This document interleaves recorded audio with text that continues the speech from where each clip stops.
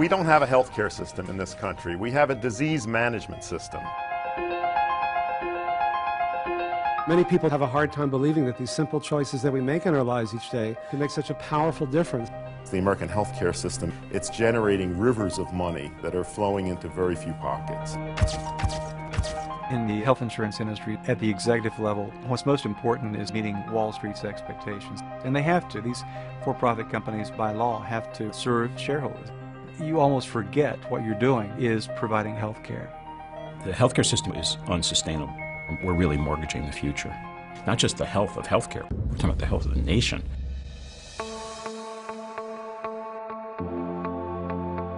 In a community health center like where I work, the administration is telling you need to see more patients. We're in the red. So it sounds like you're feeling really overwhelmed right now. Sorry. Don't be sorry. I can't spend the time with the patient, and you end up kind of being this revolving door. You just never get to the bottom of things. When you reward physicians for doing procedures instead of talking to patients, that's what they're gonna do, is do procedures. If I spend 5 minutes with you and put in one of these stents, I probably get paid $8,000 on up. For me to spend 45 minutes on an established visit with a patient and to try to figure out what their true problem is, I probably get paid $15. It's a completely irrational system. I came in feeling terrible, so tired, so exhausted, just didn't know what to do. And within a week, it made such a difference that I couldn't wait to get on the next phase. It's like a new life.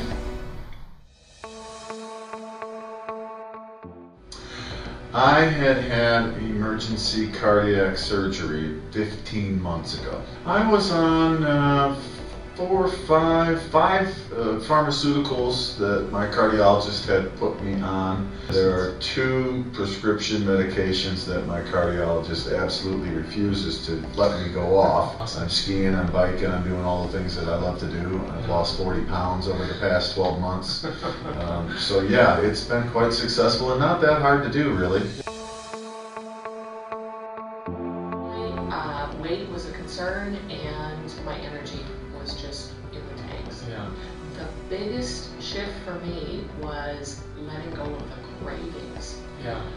When my body was really satisfied with the food that I was putting into it, the cravings for sweets and for all the bread, I mean that used to be a big deal. Yeah.